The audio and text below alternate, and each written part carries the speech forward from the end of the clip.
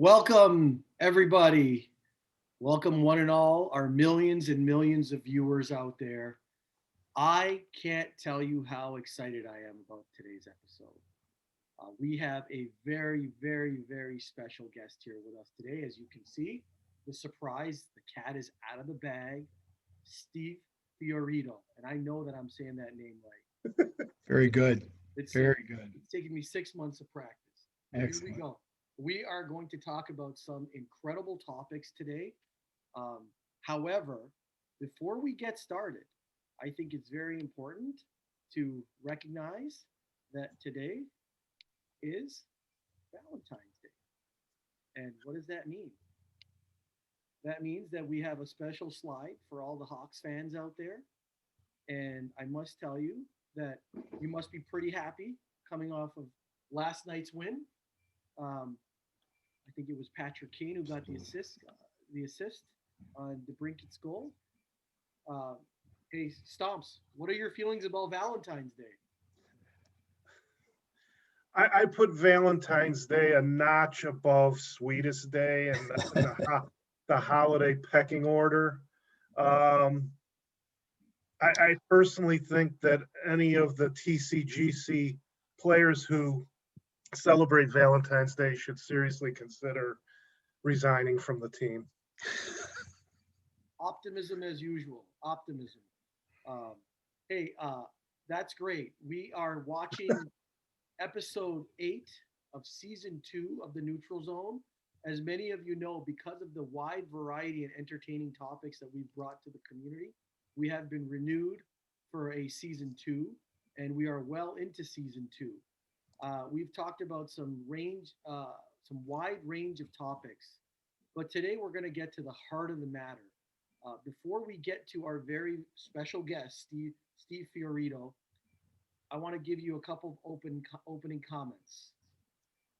This past week, or this past Friday, Frank has shared with you all the rosters for both the white and black team for Team Chicago, the Gentlemen's Club, that will be competing at the upcoming Masters tournament in Philadelphia, Pennsylvania, the weekend of April 9th.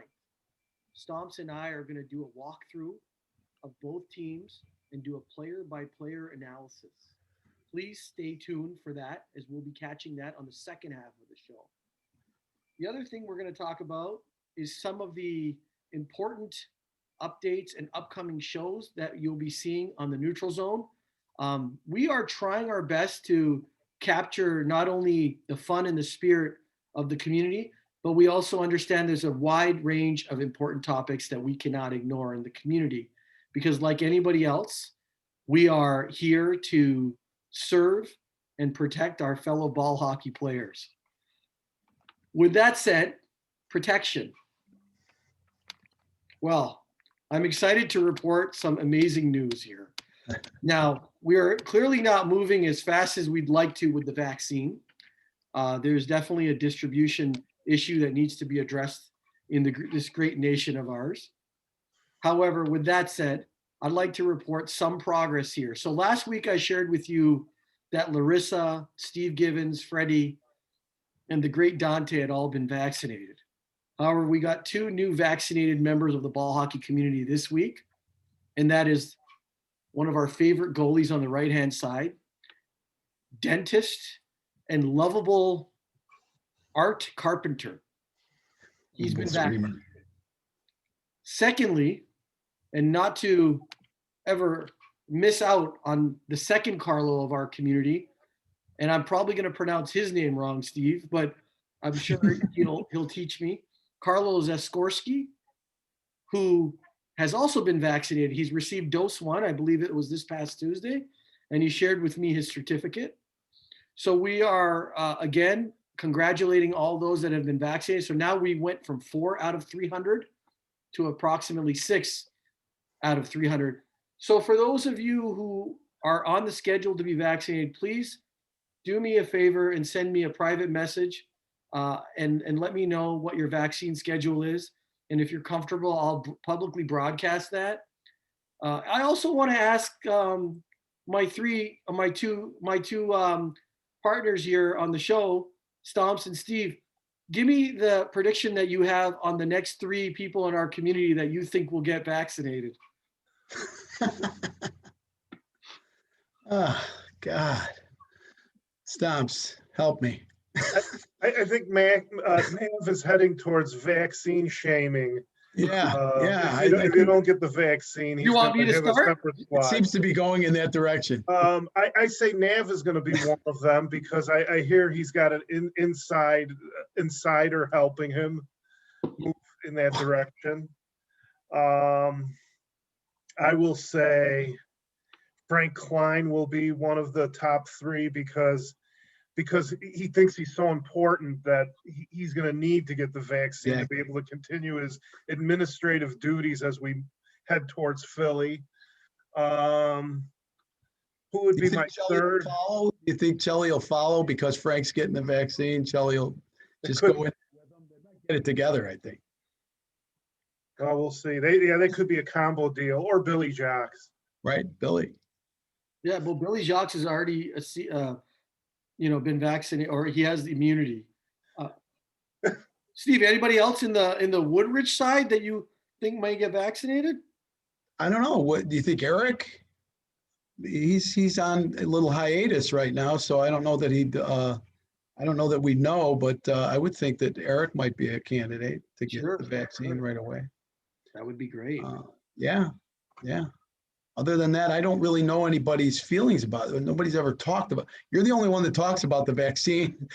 Yeah, quite frankly, I think everybody's afraid to talk about it. I know, I hear you, but we like to take on topics that people are afraid of. Right, But, exactly. no, listen, I'm kidding. I do think that we need to get that herd immunity, but that's just my opinion. These are not the opinions necessarily reflected of TNZ. These are my personal opinions. Well, okay, with that said, again, we touched on this earlier. Congratulations again to the Chicago Blackhawks on pulling off that overtime win yesterday. That was great. I wish I could say the same about my beloved Toronto Maple Leafs, who stunk it up in the third period and, blew a 1-0 lead late down the stretch. And then with 3 minutes to go, Gallagher scores, and the Leafs could have had a 7-point gap between them and the next place team, and now it's 3 points. Stomps, what can you tell us about what we're seeing outside with the weather? Wow. What do you mean what we're seeing outside? What we're feeling? It's been 3 weeks of, I don't think we've seen 20 degrees. But this week that's supposed to change. So, hey, they say it toughens you up living around here, but I'm sure everybody's tired of it at this point. I agree. I'll second that. Yeah.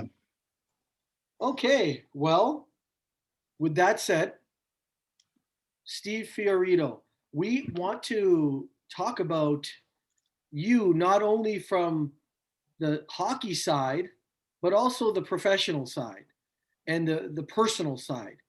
But before we do that, I would like to share a little hockey side about you and you as a goaltender. There's something really special that you did, and I was privy to that. I think I had something to do with that to make you the legend that you are. Here we go.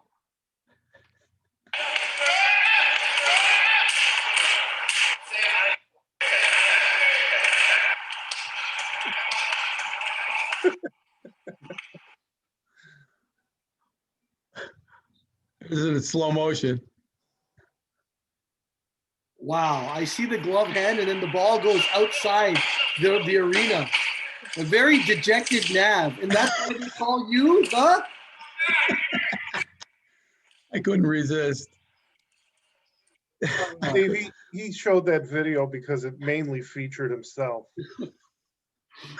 Steve sent me that video last night or yesterday. Tell us a little bit about that save. Well, I got to be fair and say I had to tell him too. I don't know. I didn't know if he remembered or not, but he scored on me in the second period of that game with almost the exact same shot. So that was in the third period, and actually I stopped him. It would have been a highlight reel if it would have stayed in the glove, but yeah, it went out of play.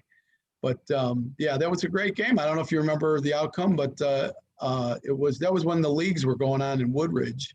Yeah. And we did win that game in a shootout in overtime, but it was a really good game. It went to overtime, went to a shootout. And yeah, he did score on me. I thought, should I send him the one that he scored on me? I'm like, nah. This is about the Panther. Real quick, Stomps had a question for me last night when he previewed the video. What year was that?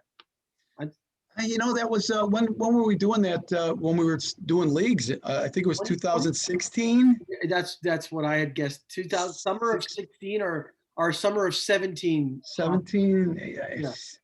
Yeah, I'm not good with those kind of things, but yeah, it's all a blur to me. But I mean, yeah, we were doing leagues back then, and we actually, I think I'm thinking of another league. That was 18 when we remember when we were doing the fantasy type format, and we actually won together.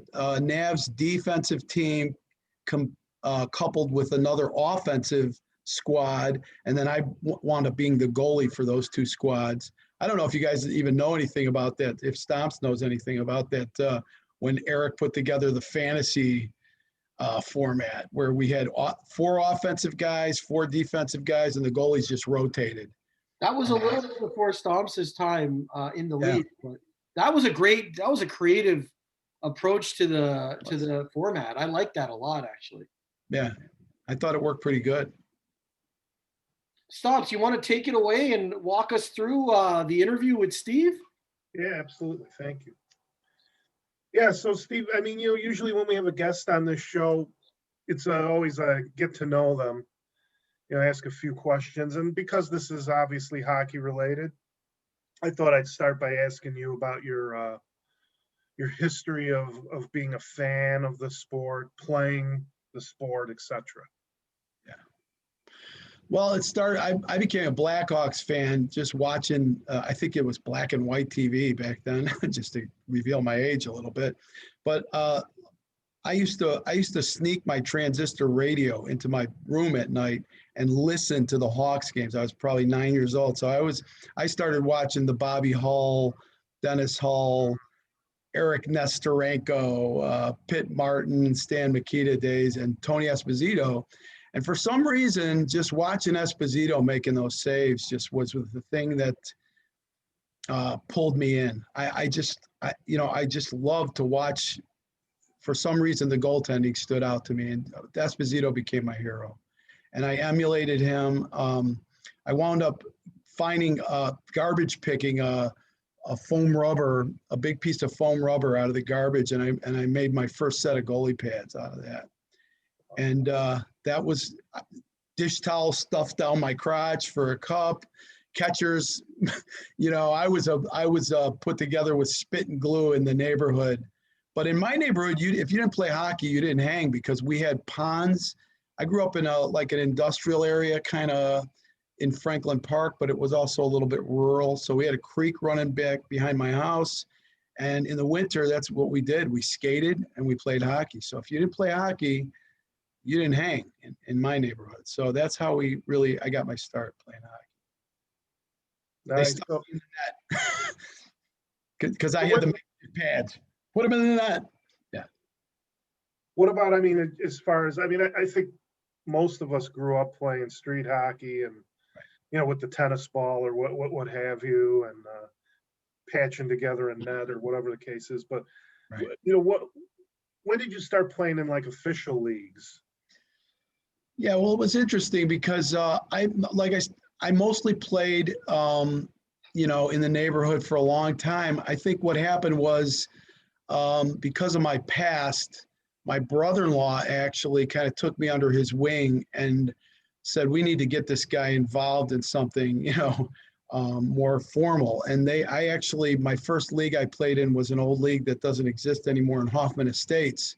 Woodfield used to have a skating rink, and they had a league there, a youth league. So I was 16 when I got into my first actual formal league as a goaltender. And it was so cool because first thing I had to do was get some real goaltending equipment. And I remember going to Gunzo's with my brother-in-law where the Blackhawks bought their equipment. And it was just an exciting whole ordeal. The adventure began right there. And it's like, so playing in that league, and it was an exciting thing. I mean, I actually made a save in a tied game that got us into the playoffs with like 30 seconds to go.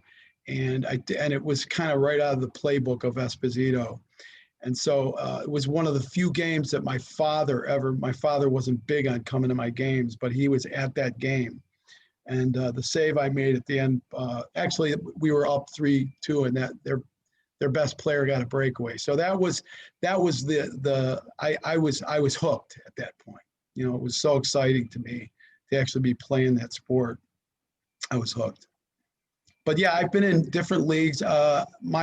It's spotty because I had a huge break, which I know you're going to ask me some questions about. But I actually fell away from the sport that I loved. And it's funny because I talk about the Franklin Park. Some of the guys talk about Franklin Park, which was where I was from, and I know people played in that league that play with us. And it's the Franklin Park Jets. I actually couldn't remember if I played for them or not because I thought I did. But what I remembered was I never played for them, but I made the team. I just never went. And so I think you kind of get where I'm going with that, why I didn't ever go. And that's kind of where it's ironic because that's kind of where I left off and the big gap in my playing, other than rat hockey games. We used to rent the rink out at 2 in the morning. There was guys I used to play with. Rat hockey, we had to rent the rink at 2 in the morning. We did that, beer league, beer rat league, whatever you want to call it. But those were a blur. Before we get into it, where does the Panther nickname come from? Well, it comes from Billy Jocks. And he actually, the original name was not Panther. The original name was Panther Piss. And basically the reason was because I always drink some health drinks before the games. One of them is a product called Ninja Red, and it's an energy drink, but it doesn't have anything, it's pure nutrition. So they'd be noticing me, downing these things, and then I do some peppermint oil and stuff. And so Billy started commenting and saying, he's drinking the Panther Piss again. So that was the original nickname, and then it got shortened to Panther. That figures Billy was in the middle of that. He was involved, yes. Yeah, exactly. Well, let's get into this. Obviously, your story is really interesting, which is why we're having you on, and I think a lot of people this reaches. Could inspire people, certainly. Can you just get into, the challenges you've faced, how you overcame them, and so forth? Yeah. Well, I started using drugs really early in my life. Unfortunately, I grew up in the 70s, and it's no excuse in a way, but I do say that it was a cultural explosion. The drug culture exploded on the scene. There were comedy teams like Cheech and Chong were big. And it was just a whole culture that was really normalized and appealing. And I was 13 years old, So I started using drugs when I was 13. I started smoking pot and drinking. And just like they warned, I went into harder drugs, pretty quickly, and wound up at the age of 18. I became a heroin addict. And I started shooting heroin at the age of 18. And then I started shooting heroin and cocaine mixed together at probably about the age of 19. And so I was a serious heroin and cocaine addict for about 6 years. I was addicted to drugs altogether for almost 12 years of my life. It took me away from everything I loved. It took me away from hockey. It took me away from music. I'm a musician. I'm a songwriter. Took me away from acting. It took me away from all the things. In the book, I'm writing a book about my story. It's called No Refuge Finally from Ourselves. And the reason for the title is because it's a line in a philosophy that I had to memorize and recite when I was in treatment. And so I thought it was an appropriate title. But it really, my addiction took me away from all, I had a lot of cool interests that, you would have thought would have rescued me. But as I kind of discover in the book, I was already too far gone. I was always wondering why, looking back, why I couldn't pull out of what I was doing, using those things that I loved to do and that I had some talent for. But drugs were stronger, and they pulled me down a hole that I almost didn't get out of. And I'm a miracle that I'm alive. And I always say, by the grace of God, I'm alive today. And but it took me away from everything that I loved. And I finally, luckily, I had enough on the ball, and I was in enough pain to ask for help. And in 1985, I asked for help. I went into treatment in 1985, and I did it on my own. I was there with a lot of people that were court mandated, and they were forced to be there. I was not forced to be there, let's say, in the usual way. I was forced to be there because I was going to die if I didn't get help. So I knew that. And I was like, I had lost my kids, my girlfriend, my business. I had lost everything. I had nowhere to live. And so I didn't have much choice. It was really either sink or swim at that point in June of 1985. And I went into treatment on my own. I went through 11 months of treatment. I was in a long-term hardcore program. And that's where I got my start. Unfortunately, believe it or not, that wasn't enough, and I relapsed. And I went back out there and came back, made it back by the skin of my teeth into the same treatment program. I actually went into other treatment programs that got thrown out of 3 treatments, and it was this time of year. So it was freezing out. I remember there was mounds of snow, and I had nowhere to go, and I was getting kicked out of hospital programs because I couldn't stop using. Even after I went into treatment, I couldn't stop. And so luckily, I finally got into a really good program, and they practically tethered themselves to me to keep me in that place. And they got me through 21-day program at Grand Hospital in Chicago. And then I went back to the long-term program that I was in and got it right the second time. And I've been clean. I celebrated 35 years clean on February 2nd. So this time of year is pretty special to me. Wow. Congratulations. Who, I'm not asking you to name names, but I mean, were there any key people that helped you during this time? I mean, I'm sure there were. Huge. Well, my counselor, I had the right counselor. I just got through saying that to somebody the other day. I had the right counselor. I had Ron Orlando, and he was, he got me because he was an Italian guy, and he understood, probably on a deeper level than some other counselors that were in that place would have. But he knew, I'll just, and you guys will probably be able to relate to this a little bit, but he once announced in the program, he goes, Fiorito's treatment plan is easy.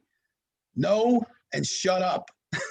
So that was my treatment plan. So that's the kind of counselor I had. I had a no BS guy that knew that would not put up with any of my BS, and I couldn't get over on, and I couldn't manipulate.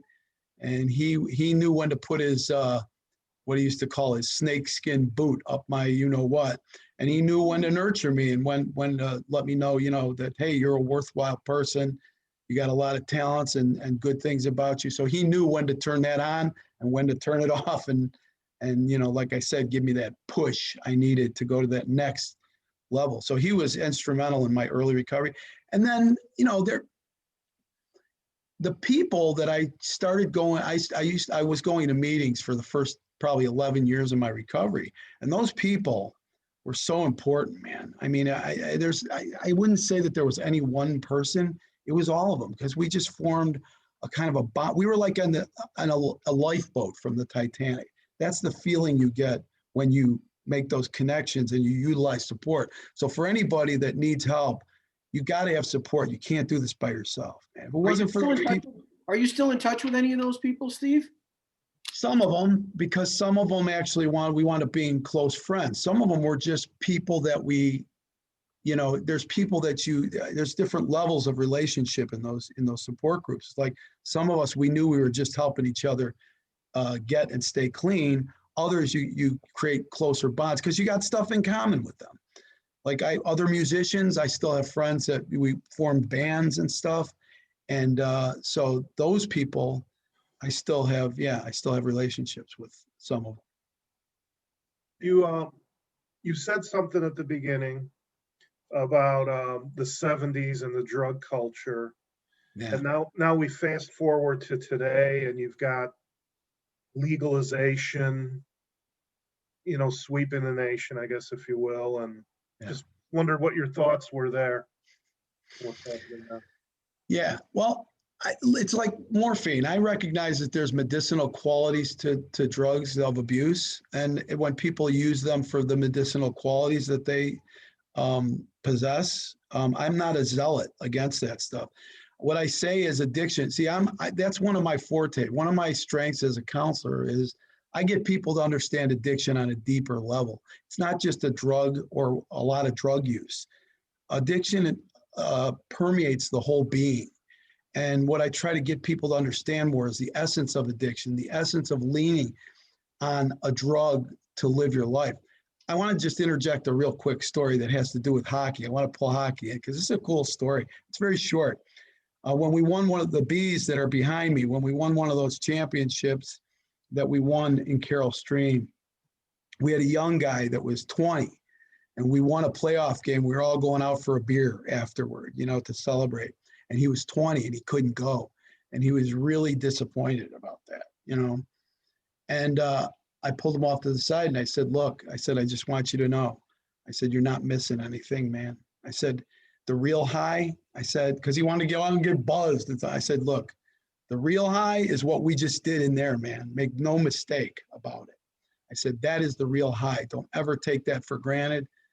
That's the thing that's the real highs in life. And man, you're doing it. I said, the beer thing, nothing, an illusion. Don't worry about it, So hopefully I helped them a little bit to get that whole thing in perspective. But that's the thing the message was, now my life is awesome. And the real life highs that I get, there's no comparison, but I had to go through a lot to get back into that zone of appreciation of those gifts and those, just the things that God has given us to be able to play. And I tell people, man, we see with the pandemic, right? Never take this for granted. I don't take any of you guys. I have a new, appreciation for all of my hockey family too, which is part of my evolution in this. I'm so appreciative of you guys. I know you guys put up with a lot from me, my chirping. And I had to tell Eric, I said, it's my neighborhood, man. And I don't mean to really just, shirk responsibility for my behavior on the court sometimes, but honestly, I grew up in a neighborhood. I explained this to Eric once. I said, where we spent more time arguing about the call than we did play. You know what I mean? We had nets made of red duct tape that we used to play in my buddy's basement, 4-on-4 down there. It was crazy. And it was be like, you can imagine the arguments about whether it went in or not. No, it hit right here. No, it didn't. It hit right here. Oh my God, we'd spend 10 minutes arguing. Hey, Steve, just for the viewers out there, we have a special guest here, Steve Fiorito. You're watching season 2, episode 8 of the Neutral Zone, where Steve Fiorito is coming to us live from Oswego, talking about his history and how he overcame drug addiction and how certain things saved him. For those of you who are tuning in, please continue to stay tuned in. This is an excellent episode. A message to you from John Trapani just came in. I wanted to share it with you. Steve, congratulations, and in big caps, on 35 years of sobriety. That is perseverance at its highest level. And I don't know if I'm sure you've heard that before, but I think it's important to just take a moment here just to reflect your accomplishments and make sure you walk around with that sense of pride on something big. It's momentous what you've done, and it's inspiring. Back over to you, Stomps. Appreciate it. Thank you. And I don't know if this is a good transition here, but you talked about music, Steve, and I got to see this little clip last night of you, and I went back to Nav and I said, "That's not Steve. It doesn't look like him." But it was kind of cool. So you're in a Doors tribute band, or are you still actively doing that, or you were? No, I'm done. Our last show was in 2007, and we did a couple of reunions. Like the last one, I think, was in 2014, I think, and we did a couple of reunion shows. But yeah, it's not going on anymore. I actually got into theater after music. I did everything backwards. I had kids when I was like 19, but I got into theater after music, and then I got into hockey. And actually, I got a funny story about that. I was in a very successful show called Night of the Living Dead, the musical. And I was one of the original cast members. And when they started doing the show every year because it was so successful around Halloween. And when I started playing hockey, it was right around that time. And I decided to play hockey instead of being that show. And the director was like stunned. He was like, "You're not going to be in the show because you're playing hockey?" He had a funny way to pronounce hockey. He said, "Did you say you're playing hockey and you don't want to be in this show because you're going to play hockey, Steve?" I'm like, "That's right, Jack. I got to play, and I don't know what night I'm going to be playing on." So I didn't want to make a commitment to this show and then have to pull out. So I actually opted to start playing hockey. Now, as it turns out, Carol Stream was on Tuesday nights, so I wound up getting into that league, and it wouldn't have interfered with the show, but yeah, I started playing hockey and it became my passion. Everything else kind of fell to the wayside, the other things that I was doing, including music. And yeah, it's interesting the way my creative energy just kind of shifts. And it shifted into hockey, believe it or not. I mean, I still play and everything, but nothing serious. But the Doors tribute band was one of my most successful projects. It came as a result of me trying to put together an original project. Took me a year and a half to put the project together. And then a domino just went. It just was one thing after another, one catastrophe after another. We actually are in the Illinois Entertainer, our first gig of my original music, and it never happened. I call it the gig that never happened. We had a keyboard player that went off his meds and he wound up in a psych ward. The female vocalist jumped ship with another band, and the bass player had a terrible cocaine problem, which he started not showing up, and the whole band just fell. It took me a year and a half to find these people and put together a good band, and it took it like 2 months to fall apart. And I blame drugs a lot for that. Is it a good time? To tee up that song? Yeah, why don't you tee up a little piece? I just put together a little clip just to show you a little bit about the Doors tribute I used to be.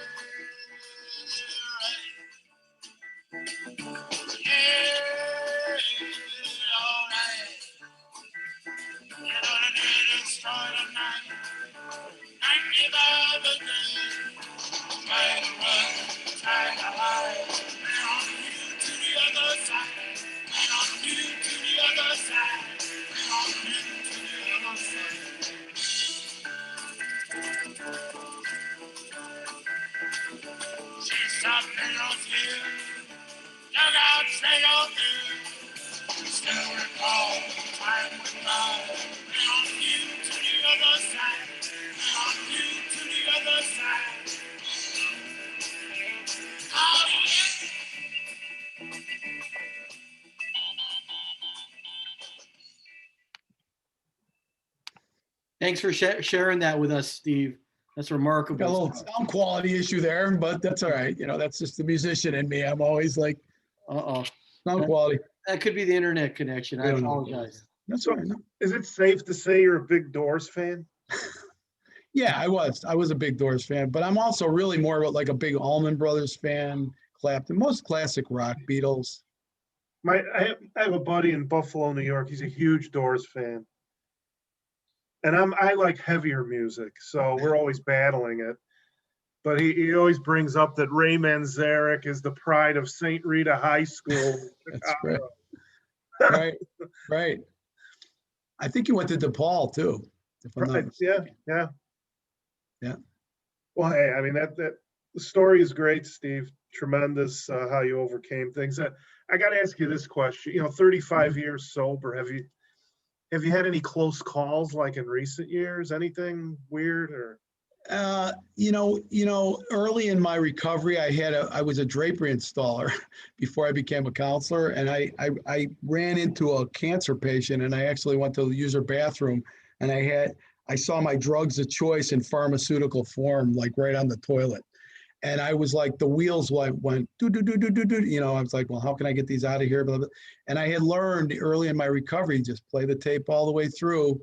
And I did. And I thought, yeah, what's it going to be like when she calls your boss and you lose your job, you lose your vehicle, because it was the only vehicle I had at the time. And I was back in my kid's life. So I played that tape all the way through, and I got to the point where what's going to happen when you're out of those pills, man? You're going to be in withdrawal. You're going to be out of a job. Your kids are going to be blowing up your answering machine. You're not going to be answering the phone. And I just thought of that hell. I was able to see myself actually visually in my mind at the end of that tunnel. And I was just like, no way, I've come too far. I've worked too hard, and I got the hell out of there, But yeah, that was the closest call. After that, you could have put a big pile of heroin in front of me. It wouldn't have mattered. At some point, I lost the desire and the urge. I did get change. I always tell people I don't want to get into the science of addiction because it is important, but I think the brain chemistry changes back kind of to more normal at some point, and it takes longer with different people. Certainly with me, it took a long time, but where you start to be able to appreciate. So it's not just doing cool things with your life. You do have to move your life forward if you're going to stay clean and if you're going to continue in this journey, but you also have to move your life forward. And that is why you guys are so important. You're all part of my evolution. Music was part of my evolution, the Doors tribute band, all that stuff, my career. But my ability to appreciate all that cool stuff that my life became, that's science, man. I mean, the science of me being able to come back to life. I mean, there was some spiritual stuff definitely going on there. But if you look at the science behind the spirituality, it takes time for the brain to heal. And this is what I try to get across to my clients. You're not going to start feeling better right away. And that's why you need support, because even if your life will get better before you do. That's one of my little lines that I give to my clients all the time. Your life's going to get better before you do. You're not going to be better up here and in here yet. And that's why you need support, because you're going to have to keep going forward even when you're not really feeling it. You know what I mean? And now I'm finally to a point, for the last 20 years probably, where I'm feeling it, man. And I'm really appreciative of all the cool things and the great gifts that I've had in my life since I got clean. Steve, safe to say, as I was kind of listening to your account and your recovery and the healing and the brain and all that stuff, I think there's many viewers out there that can relate on different levels. Is it safe to say that, there's a two-part question for you. Safe to say that the experiences that you've endured in your life have made you a better person, starting with that question first? And then the second question is, these challenges that people endure, whether they may not be addiction, they could be struggling with any sort of mental health illness, anxiety, depression, withdrawing from medicated pharmaceutical drugs as well, which is a big thing. Is it safe to say that, that's also, that adversity can also be something comparable to what you went through, and you can learn from that? So why don't you take on those two questions for us?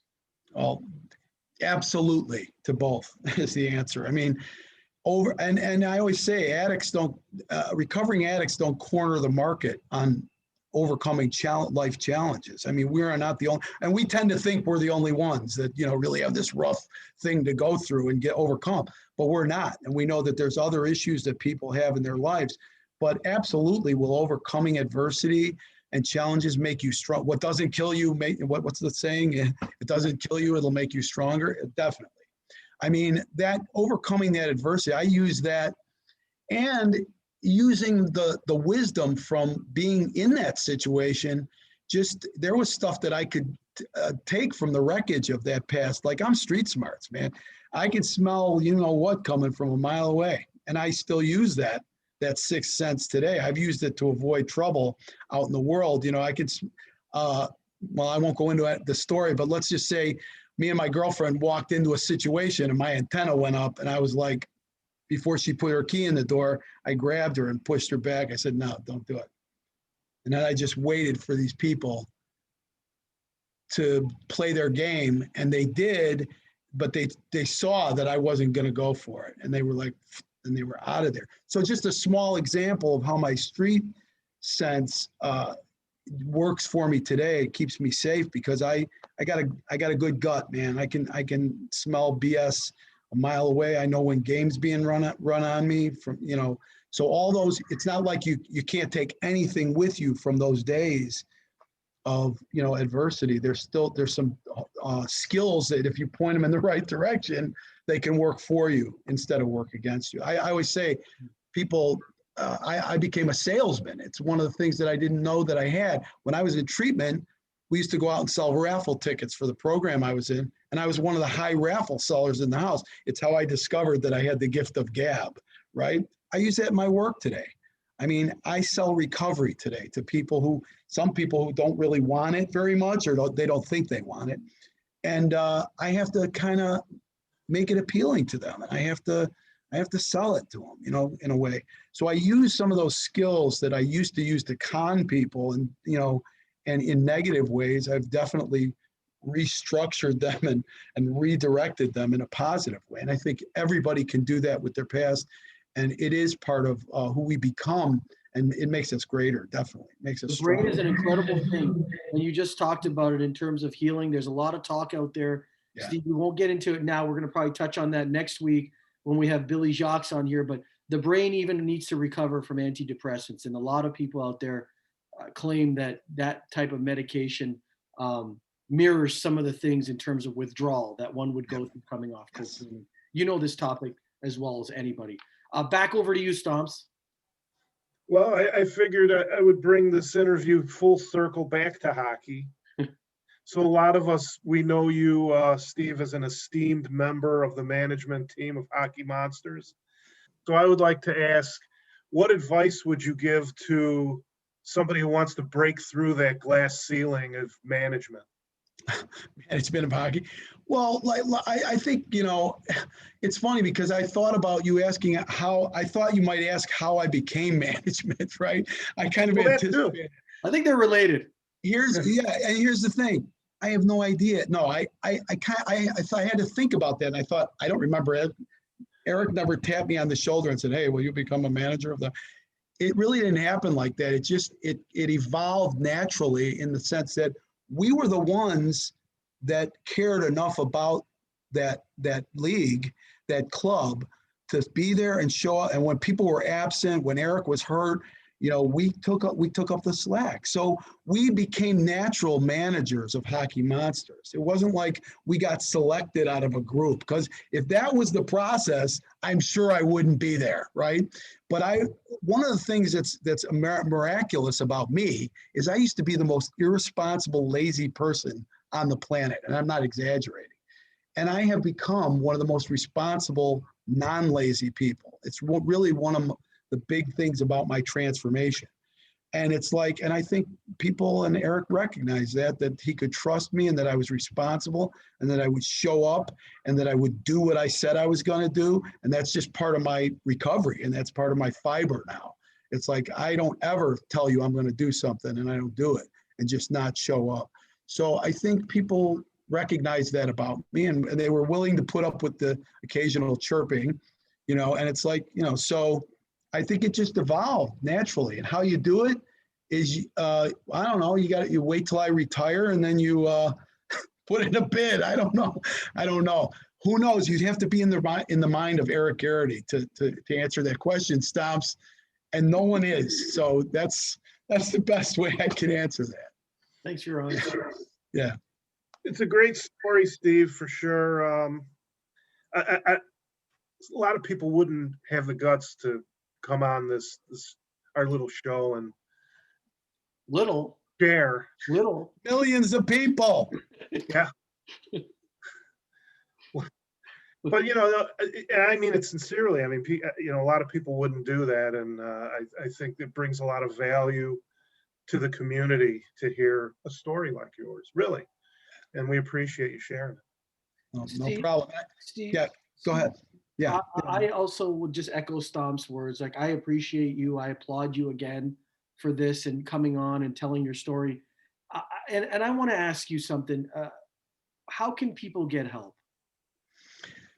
Well, call your local treatment provider. I mean, it's real easy to get help now. You look in the internet. I mean, when I got help, I had to look in the phone book. And actually, my niece went through the program that I went through. And when I was hitting bottom, my mom was the one that reminded me. She said, "What about that place?" And I don't want to put a plug in for a treatment program, but it was Gateway.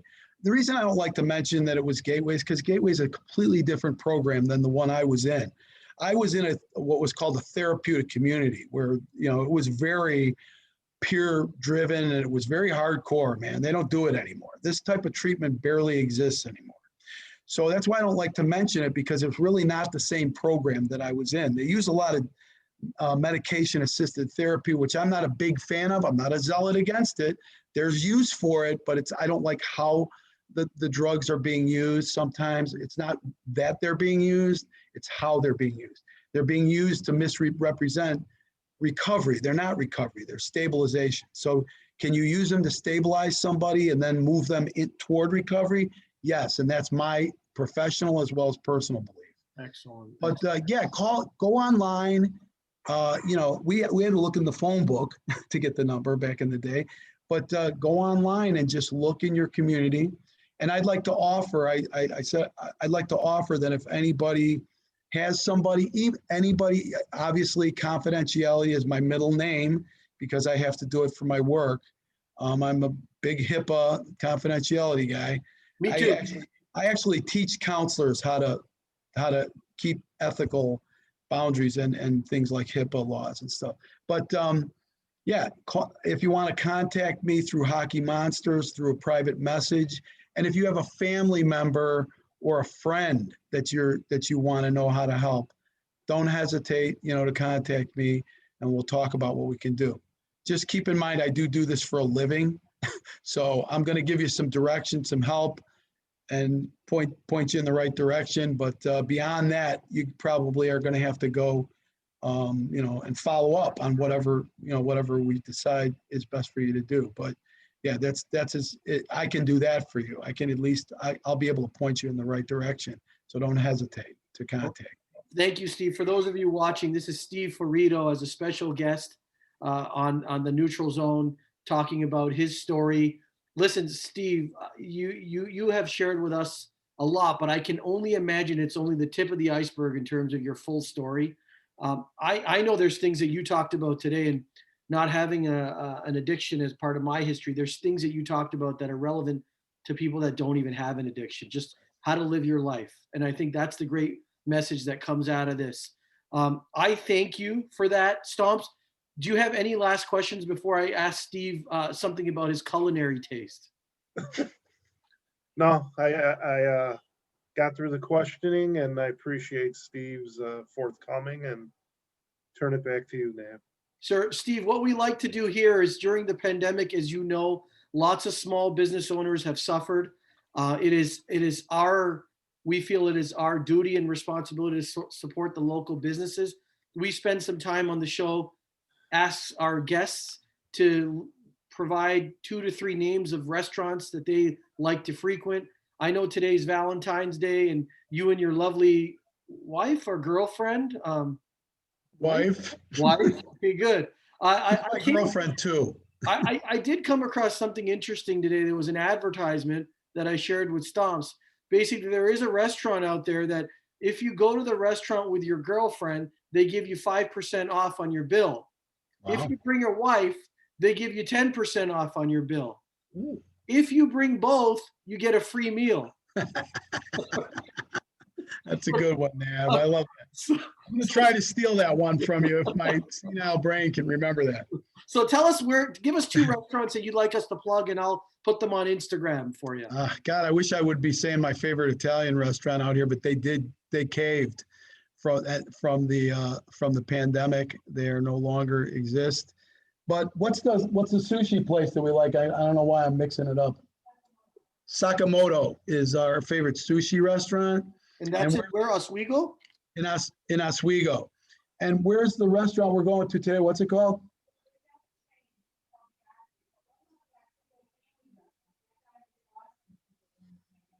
The Oswego Family Restaurant.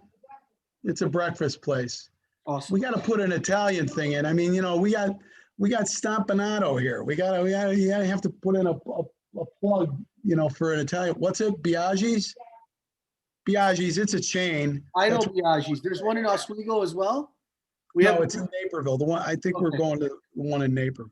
Okay, we have a deer. Those are my 3. Okay, great. No, that's great.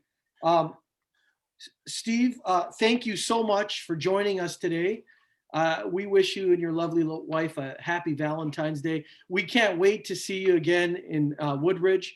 Want to say again, you're always welcome on our show. We probably will be tapping on your shoulder again. Yeah. It's been great having you. You're a great leader in the community and a great friend. So thank you for that.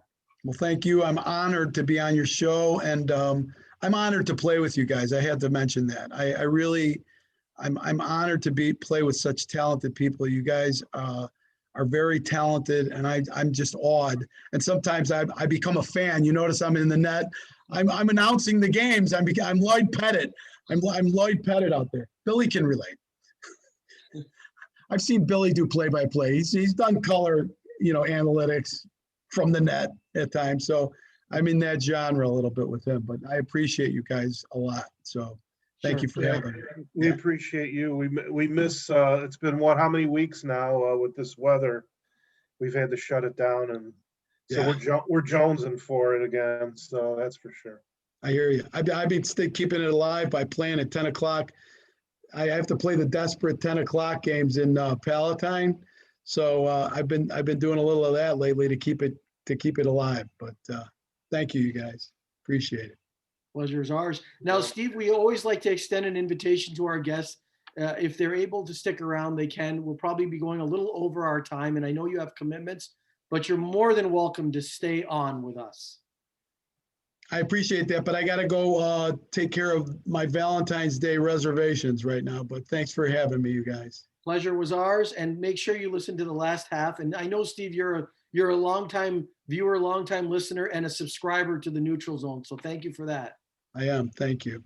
All right. Have a great Valentine's Day lunch, and say hello to your lovely wife from us. I will. Thanks, guys. Take care. Take care. Bye-bye. Wow. Okay. What a great. Tremendous. Yeah. I'm speechless. And we got a couple of comments on the Facebook Live about Steve and the inspiring story that he shared with us. But like Stomps likes to do, let's shift gears, right, Stomps? Would you like that picture I have of you on the screen? I'm wondering about your picture. What is that, like about 12 years ago or something? Would you go back into the archives for that one?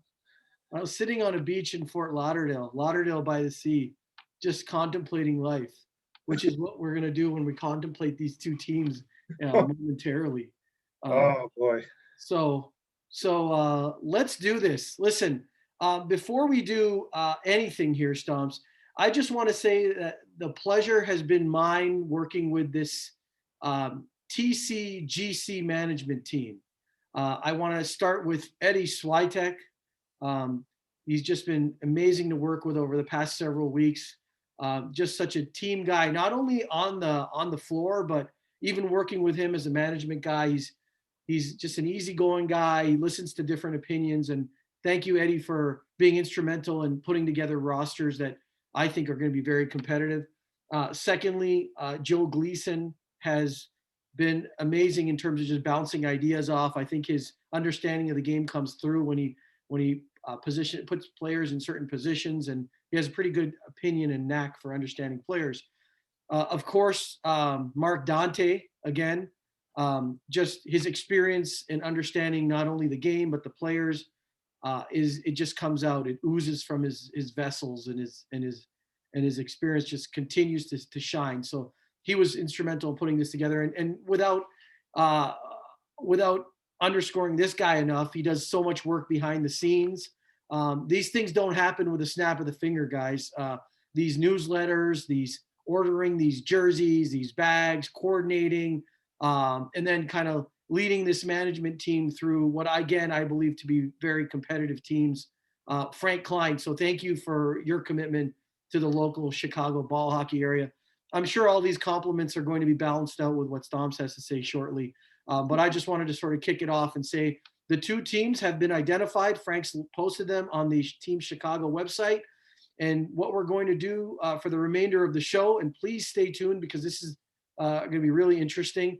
We're going to have Stomps do an assessment and an evaluation of the black team, and then I'll do, following Stomps, I'll do that of the white team. So take it away, Stomps. Well, I was going to say, we could also like do a back and forth or however you want to do it. I'll leave it up to you. Yeah, let me start. The black team, you've got, let's see here, Bill Galanis, who former teammate of mine on the Raiders. Haven't really had a lot of. I've seen Bill maybe once in this pandemic. He's Canadian, so he's got that going for him. He's Greek, and I'm 15% Greek, so he's got that going for him too. Solid defender and knows the game.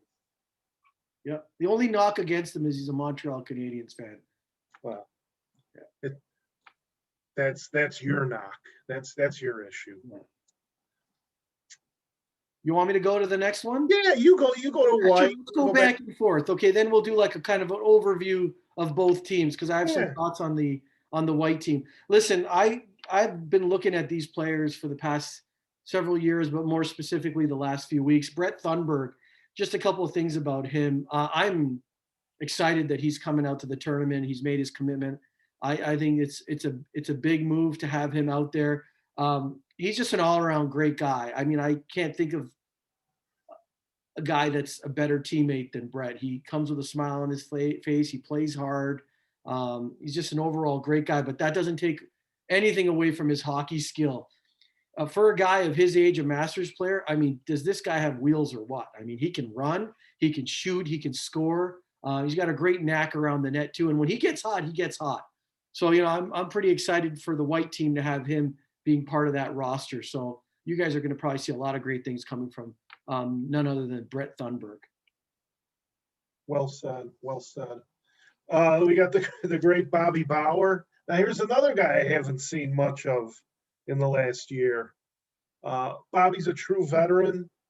He could bring it with that vicious slap shot. I'm very hopeful since we'll be in the city of brotherly love in Philly that he will wear his American flag shorts in the tournament. I think that's a must. And, just the La Beats, the pizza. Bobby's well known for his generosity post-game, getting the guys some pizza. So we'll be counting on that in a couple months. Well said about Bobby Bauer, another first-generation player. Let's say this about Brian Dudek, or Dudek. Best oral hygiene out there. Think about it. He's always flossing at all times. He's got that flossing pick in his mouth. And I don't know anybody who can multitask like that in hockey, flossing while he's playing. But besides that, he brings a quiet leadership to the team. He's managed other teams in Woodridge. He's done a great job. And I'm going to say this is going to be themed throughout as I look at the white team. There's a lot of versatility on that white team. in terms of players that can play multiple positions. And you'll see that come out as I kind of review some of the other players. So Brian Dudek, great add to the white team. Looking forward to seeing you in Philly, my friend. Over to you, Stomps. Well, we got the great Brian Ganutek. What would be a TNZ show without a mention of Brian? He's fired up. He loves our show, so that elevates him. Just that fact alone.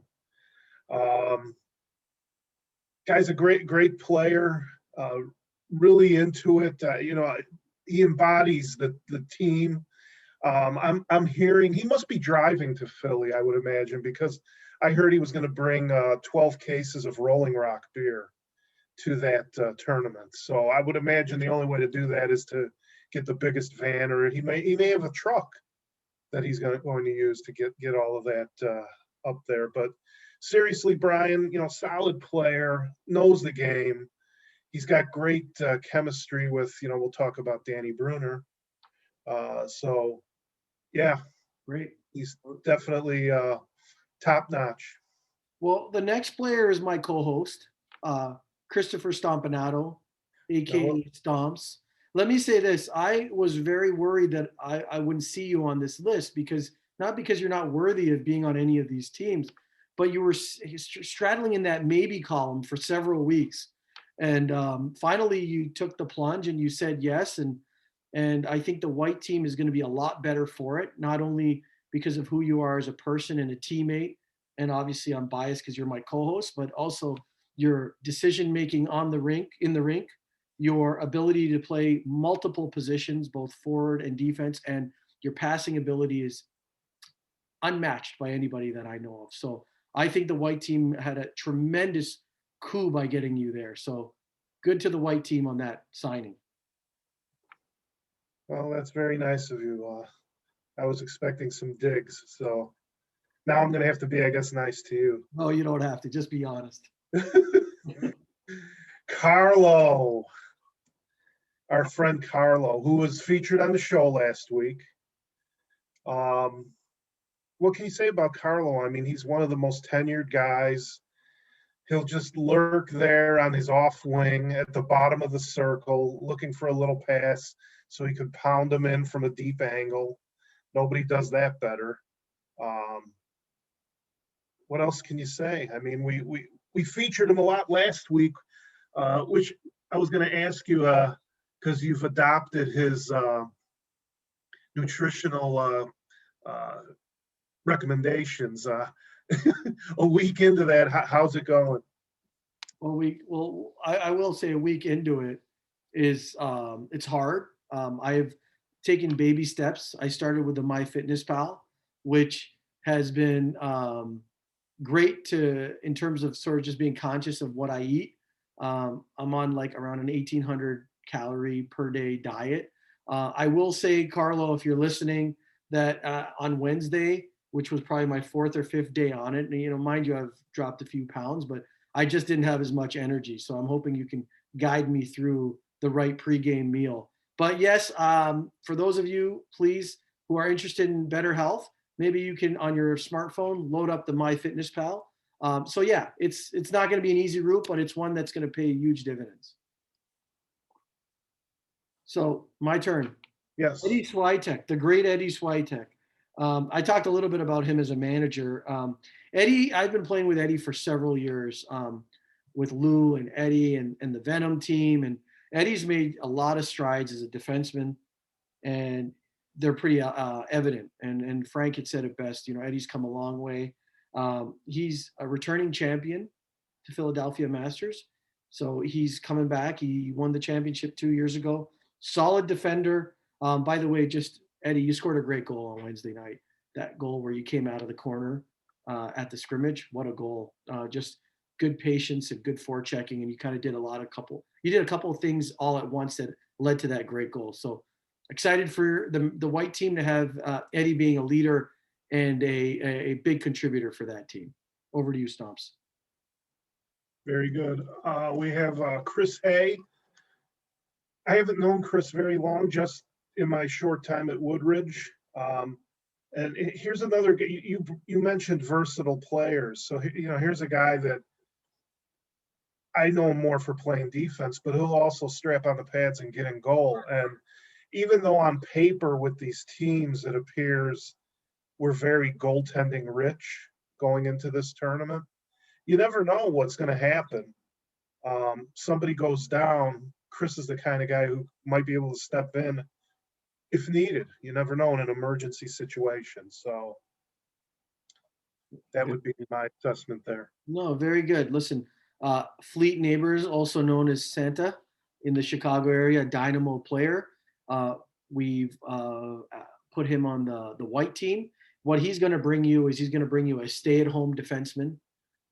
Definitely makes pretty good decisions while he's out there. He's a super teammate. I think you can attest to that, Stomps. Just a great teammate, great guy overall. Was on this show in December. Makes good decisions. The white team's going to be better having Fleet on that roster. Over to you, Stomps. All right, Chris Landowski. I have a little prop to use for talking about Shelly. So there's not. What can you say about Shelly? I mean, he's one of our leaders on the back line. Plays with a lot of grit, sandpaper. He's got the big shot. Just a great guy. Been a teammate of his for a long time. But his Polish heritage is key. And this is because Fat Tuesday is this coming Tuesday, and probably one of my favorite holidays just because it's called Fat. But the punchkis, which is a Polish delicacy, a kind of a cream-filled donut, which is big for, it's a Catholic thing, and with Fat Tuesday, just wanted to make the connection to Shelly and the punchki. Yeah. Well, yeah, there's not much to say about him outside of the fact that he's a prolific, probably a multiple winner of the Norris Trophy. Back over to the white team, Julian Barrera. All I have to say, I haven't seen him in a tournament game before, but he's been put on the white team. He's the father of some future players. So he's another first-generation player like Bobby Bauer. We've seen both his kids, both Jacob and Gabe, really great players. So he's done something right as a father. Hey, he's passionate. He's probably going to be tapping us on the shoulder, asking us if we're going to be doing a neutral zone episode. So that's what I have to say about Julian. Back over to you, Stomps. All right. Chuck Synerglia. Here's another guy I have hardly seen over the past year, but he is a veteran of these Masters teams. So I'm just looking forward to reconnecting with Chuck. He's a great guy, great team player, and just look forward to reconnecting. And I think that's what a lot of this tournament's going to do for some of us is reconnecting with some of the players who haven't been around for a while because of what's been going on. Agreed. So Keith Kreitzer, another Dynamo player, another Toros player. What I can say about him is he's just a winner. He's won. He knows how it is to win. He knows what's involved in the preparation of winning. He's quiet, but he leads by example. He's got a nice touch around the net. He's another guy, I'll tell you, with a great shot, and he's versatile. He can play both offense and defense. So again, the white team has injected not only skill, experience, and talent, but they've also, again, injected some versatility to the team. For those of you, before I pass it over to you, Stomps, you are watching Season 2, Episode 8 of the Neutral Zone. We are going through the list of players on the Masters team, both the white team and the black team. We're halfway through, I believe. Over to you, Stomps. Yeah, Dan Bruner. Dante likes to say, what's his phrase? Defense wins championships. But you're not going to win any games 0-0. So you need the Danny Bruners of the world who can fill up the net, and nobody's been doing it better the last few years. I will only say I heard a rumor that he was lobbying to try to get his son somehow into this Masters tournament so he would have somebody to pass to. No, the other thing about Danny, instrumental in getting us the Ragu sponsorship. So thank you, Danny, for that. Excellent. Back over to the white team. Yeah. Latham Conger, the second, I think, if I'm not mistaken. He is he's going to bring to us or to the white team. He's going to bring a positive spirit. He's one of the best in terms of that. He's pretty creative when it comes to his talents in the entertainment industry. So hopefully he can help the neutral zone or up their game, as he's going to be a future guest on our show. He's offered his services. Latham, you're a great guy, and I think the white team is going to really benefit from having you around the locker room. Latham's a good hustler.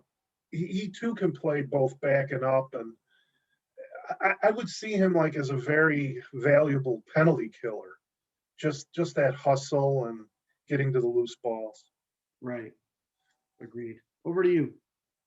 Eddie Del Castillo. Now, I really enjoyed getting to know Eddie more in recent months, weeks, what have you, drinking seltzer beverages post Wednesday night games. But, you know, look, I said it about Eddie a number of weeks ago on the show. I thought he's looked really good out there as he's continued to work towards the tournament. And yeah, it's just great to get to know somebody like that and enjoy playing with Eddie. Couldn't have said it better. Lou Mangini hasn't been on the show. Lou is a guy that can bring it. He has a shot to be reckoned with. He's a quiet leader, but he gets the job done. Reminds me a lot of Nicholas Lidstrom. Just a quiet guy, gets his job done. He's versatile again. Again, it's a theme on that white team. Versatility. Lou, if you're listening out there, you're always welcome on the show. Excited for the white team to have you part of the quarterbacking unit over there. Over to you, Stomps. And Lou's another guy that could play goalie in a pinch and really play it well. Frank Klein. So Frank has got to be our most celebrated player on the roster. I remember, this may have been about 18 months ago or so, I remember seeing a roster of a national ball hockey team. And as I went through this roster, every single player was from the Northeast United States, except for Frank was on that list representing our area, quite frankly. And, you know, so Frank's top notch, probably the best we have to offer, playing both ends of the rink. That does not necessarily bode well for us in this tournament, if that's the case. No, I'm just kidding.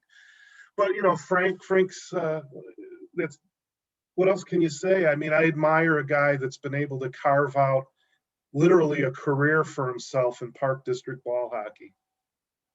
So kudos to Frank. But yeah, Frank is leading the charge, obviously, and always enjoyed playing with and against Frank. Another versatile player, can play O as well as D. Marek Sitovsky, just a solid Czechoslovakian defender. He can be mean, he can be tough. He can come to the game with a bad mood. I've seen it. And when he plays like that, not too many guys are going to be able to penetrate that defense. And he comes with a lot of experience. Marek's just made that white team stronger. Over to you, Stomps. Freddy Kaletta, my good friend Freddy, one of the heroes out there, one of the vaccinated ones. Longtime teammate, played against him in certain teams, but mostly played with him. Love Freddie, fellow Paisan. Obviously, he went through a couple of years ago some hardships with bad injuries. And I think we see, as you see him play now, he's rounding back into getting more towards the Freddie of old. You know, I always, the vision I have when I see Freddie out there on the floor is flying down the right wing, and shooting to the far side on the goalie and beating them far side. That's vintage Freddy. So It I think reminds me we're a gonna lot of Mark Messier as well. right shoot or skate right, shoot left. Yeah, definitely. Similar type of personalities too, and leadership qualities. I mean, Freddie's he's a leader for sure. Um, the great Mark Dante. Listen, a guy that makes very little, if any, mistakes in getting that puck out of the zone. Um, he's got amazing stick work. He can break up many plays from the opposition, and excellent. If there's ever a 2-on-1 and it's coming against us, he would probably be the guy that I would pick being the defender on the 2-on-1. He's great with his stick, like I said, and he's got good leadership qualities, and he understands how to put players in positions of success, which will bode well for the white team in terms of their success. Over to you, Stomps. And Don's apparently has good genes because his two sons are pretty damn good players too. And he's been vaccinated too. Jimmy Brill. Okay, so here's another guy I haven't seen in a while, although I've been seeing his comments on the app quite a bit, and so his enthusiasm for this is showing through.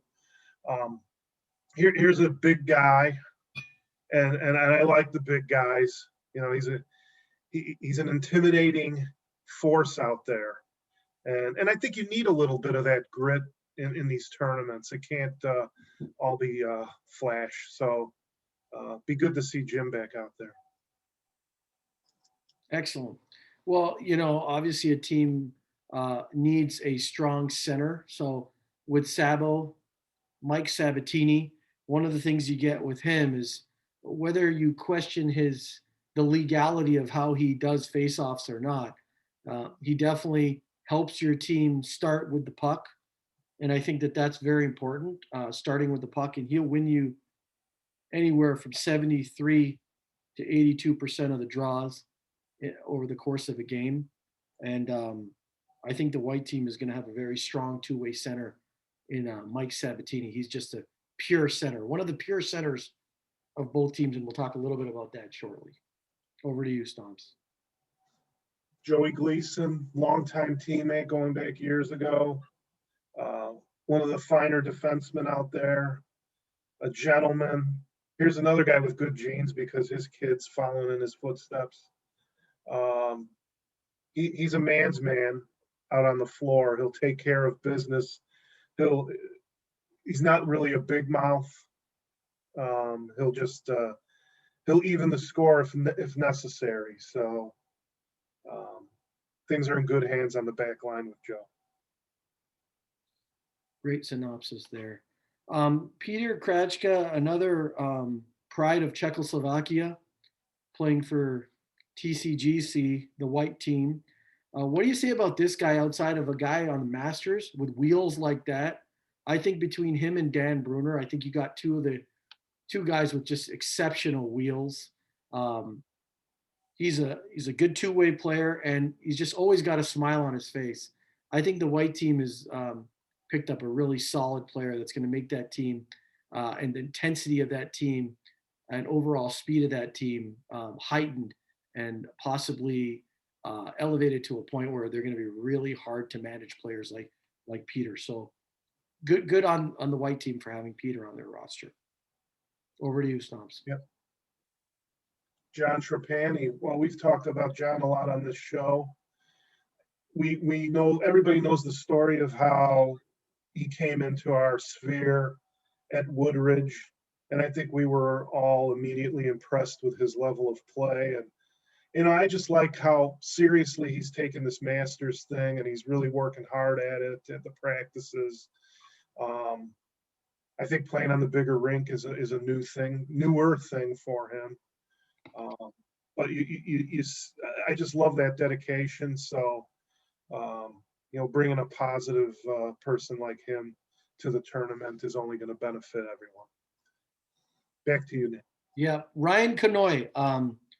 Let's just say this. I've played on several teams with Ryan. We all know Ryan. He's a well-known, famous guy in the Chicago ball hockey community. What does he bring to the white team? A couple of things, and I've noted 4 in particular. He's got a knack for the net. I mean, he can score, and he's got a deceptive shot. So I mean, when he shoots that puck, I mean, the goalie's going to have to be really set to make that save. I think from a nutritional standpoint, I think he rivals Carlo in terms of his food choices. We'll see a lot more of that over the weekend, and maybe that'll inspire others. He scored big goals in championship games, and I've been part of the winning side with him for several years. We won one of the tournaments in Palatine, and he scored the big goal in the dying seconds of that game where we won a championship. Others that are on the Masters team were part of that. Myself, Lucky, Dave Schmiel. I think Bill Galanis was also part of that team as well. I mean, he scores big goals, and he'll continue to do that for you guys. So good on the white team. I think he's made that team more dynamic. Over to you, Stomps. Lucky Tallis, another Greek Canadian. Excellent player. Haven't seen him in a while. I just remember when I used to be a teammate of his on the Raiders, once in a while, we would be paired on the same line as wingers, and we had good chemistry playing together, I thought. Now we're going to be on different teams now, obviously, for this, but yeah, Lucky's solid. He knows what he's doing out there, and yeah, great to have him a part of the squad for sure. And if I could just go off script a little bit, a few comments about Lucky. So I've had the pleasure of playing with Lucky for probably the greater part of the past decade, maybe more. And I know Lucky's listening. We've played in the Windy City Fieldhouse. We've played, I think, in Lincoln Park. We've played in Palatine. Lucky is a guy that can play with almost anybody. The reason is because he brings and elevates whatever line he's on. He brings not only a great knack and touch around the net, but he's also got a good shot. He's gritty. He can win a lot of balls in the corner. He makes good heads-up passes, knows how to use his point man. So Lucky, the only thing I want to sort of throw out there is we're really excited about you joining us in the upcoming practices. I know that the Canadian government has really tightened the screws on moving over the border, but I think you have special circumstances that allow you to come over. So we're looking forward to having you join the black team. Or back to me, I guess. I kind of back to you. Back to me.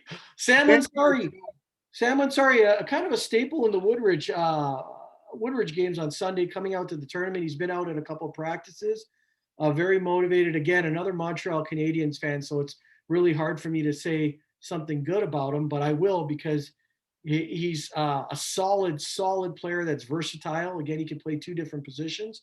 I think what we have with Sam Ansari is a deadly shot. I mean, I would argue that he's probably got one of the harder shots on both teams. So if you want to think about putting Sam Ansari on the power play, that's something I would consider just because of his deadly shot. He doesn't miss too often. It's not an erratic one. So Sam, it's exciting to have you part of the white team. I look forward to seeing great success for you. Well said. How do you pronounce Mike's last name? I think it's Mike Rarrett. Rarrett, yeah. That's Big Mike to most of us. I've played a little bit of Palatine with Mike. We played on the championship winning Toros tournament team last January. And the only thing I can say about Mike is get out of the way when he's got the ball, because he will bull you over. He likes to take it wide down the right side on his off wing and barrel his way to the net. And, it's hard. He's a hard guy to stop. He's a handful. So the opponents will have their hands full with Mikey out there. Yeah, I mean, he's the true definition. And you played on his team in that championship that you won at Palatine, I believe. Power forward. Yeah, that's what I was about to say. He's the true definition of a power forward. And another thing is, I'd love to see him play basketball and see how many offensive charging fouls he'd get. Anyways, I'm going to go back to Scott Leclaire, Scotty Too Hottie, making his Masters TCGC debut. Another big man. So since we're talking about Mike Rarrett, I'll tell you, Scotty Leclaire is another big, powerful guy that can burn through the opponent, barrel his way. He's a gritty player. I think people don't know him as well as they're going to over the course of the next few months. He's gritty. I mean, he will nudge you. He'll move you. He'll push you. He'll win possession. He'll win corners. He's an all-around good guy, good teammate. He's a caring guy. We're just very glad to have him part of TCGC. Over to you, Stomps. If I can make a comment, and if Dave Schmiel is watching, he's probably going to flip over his computer and stuff with me saying this, but I think Scott Leclaire could be this tournament's Clint Vogler. You know, Clint was Dave's #1 ranked player of all time. So I know I'm putting him in high esteem and high praise here, but Scotty's got that, he's got the size, he's got the length there.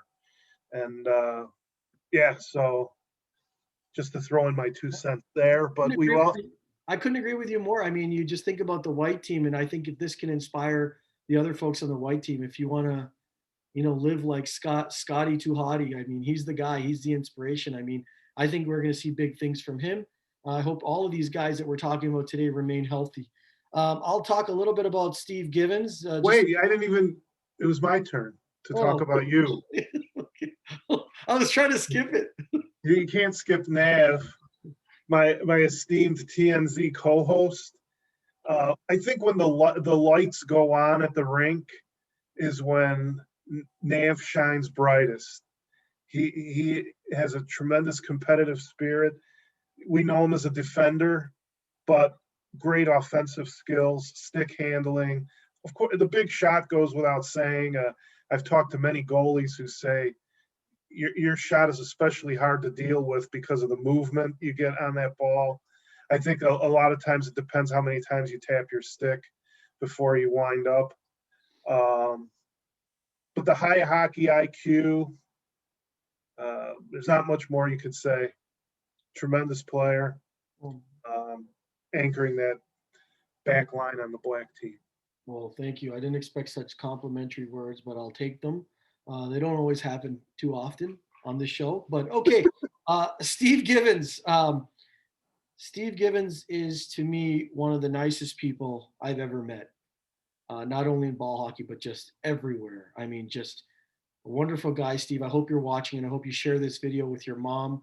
We were very honored to have you on the show last week. You just bring a great positive energy to everything you touch. You're a veteran, you know your role.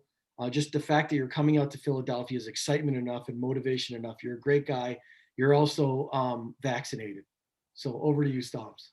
And Steve also has excellent taste in music.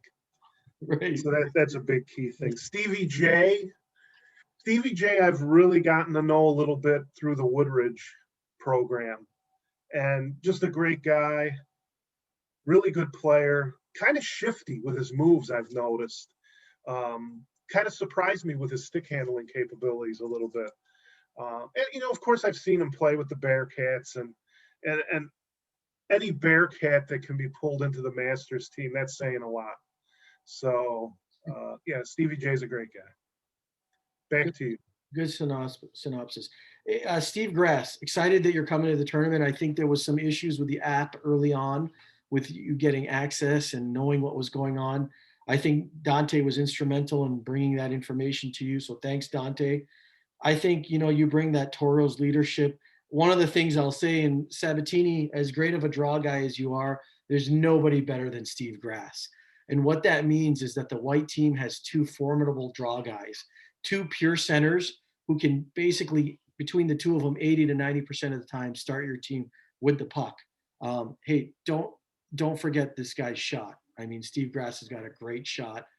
Just a tough human being. White team is stronger with him on it. Back to you. Very good.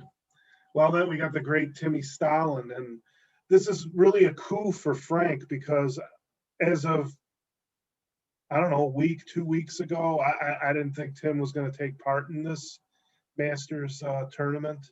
So I don't know if Frank is paying Tim or he's paying Tim's wife, or there's some kind of deal was worked out there. But, Yeah, what can you say about Timmy? I mean, the all-time leading scorer at Woodridge and coming back to the big rink. We know what he brings to the table offensively. It's tremendous. So, he's going to be a big part of the offense on the black team without a question. There's no doubt about that. He could also play goalie. Although based on his last performance at Woodridge that I saw, I would put him about 10th on the depth chart for goaltender. But he probably wouldn't mind. He doesn't care. But no, I'm just kidding. But Timmy, great guy, great player. Excited to have him on the black team. Listen, Terry Marouk, I don't know much about him. I just do know that he's the brother of Tommy Marouk, which right away gives him great company and great genes. So Tommy Marouk's a great defender. You'll cover him shortly. Terry, we don't know much about you. We know you're a defender. You're a veteran, experienced guy. Can't wait to start seeing you out at some of the scrimmages so we can see how you play with your line mates. Looking forward to having you, and welcome to Team White. Over to you, Stomps. And then, of course, the aforementioned Tommy Marouk. Played with him on the Toros tournament teams. I think some on Dante's Inferno. Tommy's a very underappreciated, I think, defender. Really great in his own zone. And he will join the offensive rush. He likes to get up there and mix it up and shoot the ball too. So, yeah, Tommy's a great guy. And, yeah, looking forward to having him on the squad. He snuck a slap shot by Joe Kaletta on Wednesday from his own end. I mean, it was he's not afraid of shooting, and he's a smart player as well, and he's a left-handed shooter. Todd Polson, what I want to say about him is just, one of the few defensemen who knows that he's a right-handed guy, and he plays on the right side. He knows how to keep the puck in the zone. You can often see him lurking in the offensive zone at strange times throughout the game. But, if you have the offense on your team to sort of manage that. But one of the things I will tell you, he's a big body with a long reach and a great forecheck. Great guy to have on the roster. I think the white team's blessed to have him there. So you guys have some real good depth in your defensive position there. Over to you, Stomps. Doesn't he have antibodies? He does indeed. He does indeed. Thanks for calling that out. So now we turn our attention to the goaltenders. I get Billy Jacques. So, Billy's been a teammate for many, many years, and championship caliber goaltender, national team credentials. I mean, what can you say? I mean, I enjoy having Billy on the team because of the BSing and the talking about sports and just ridiculousness in general. So, what can you say about Billy? I mean, he's certainly going to be the goaltending anchor. But we're the depth we have with these goaltenders is really something, if you really look at it as a whole. But four outstanding goalies. Dave Schmiel. Dave Schmiel was on our show last week. He presented us the history and the legacy of the Toros, as many of you can recall. Happy Valentine's Day to Dave Schmiel. Yeah, let's shout that out to him. Happy Valentine's Day. I'm sure he's doing a lot of special things on this great occasion. Dave Schmiel, and I want you to say a few words about him. I'm just going to say one or two things. Listen, he's a winner. He has experience in the game. I hope we can start seeing him at the practices. Maybe not today because of the Valentine's Day festivities. He has won a recent championship both in Palatine as well as with the team, the Wednesday Night League, the Draft League. So listen, Dave's an all-around good guy, nice person, nice human being. He's going to bring a lot of positive energy to the white team. You have anything to say about Dave? Or? Well, I mean, as we saw last week on the show, his Toro teams had like 8,000 consecutive championship victories. So you can't argue with those credentials. Right. Agreed. It's still your turn, by the way. Yeah, and the great Bobby D. I mean, one of my favorite people. I love everybody. I get along with everybody, but Bobby's a great human being, great taste in music.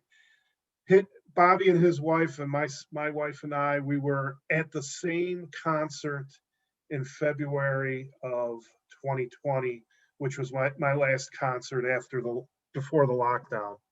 And we got to hang out a little bit after that. I don't know if Bobby goes to a lot of shows, so I know he's got tickets already, but that has nothing to do with hockey. That's just my relationship with Bobby is strong, and he's a tremendous goalie.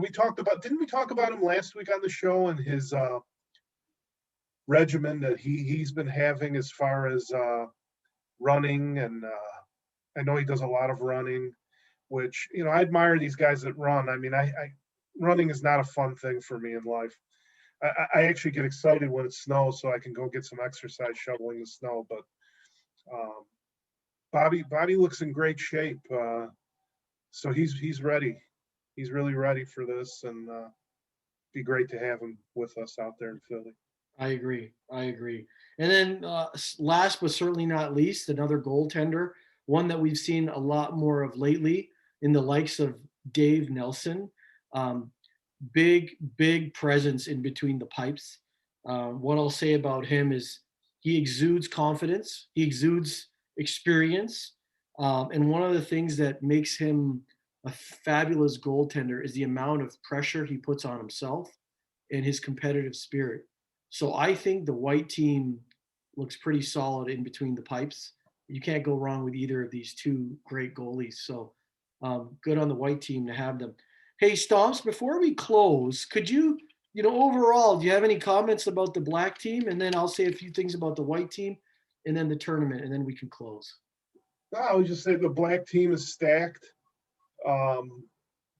well-rounded between O and D, and it's certainly in more than capable hands and goal. So, gosh, I can't argue. The black team is diverse and solid. And but since I'm on the white team, I'm a potential opponent, so watch out. Yeah. So there's no local loyalty there. Basically, it's there's no loyalty, I guess. Okay, that's fine. I'm going to take a little different approach. I got to tell you, when I looked at the white team and what the management team put together, a few things come screaming out at me. I think this white team is going to be ultra competitive in Philadelphia. And let me tell you why. I think they're just so strong down the middle. I mean, I'm a big believer, man. While Dante says championship or defense wins championships, I think that center position is everlastingly a vital position. And I think if you look at the centers on this team with Sabatini and Grass, I think that presents an obstacle for the opponent.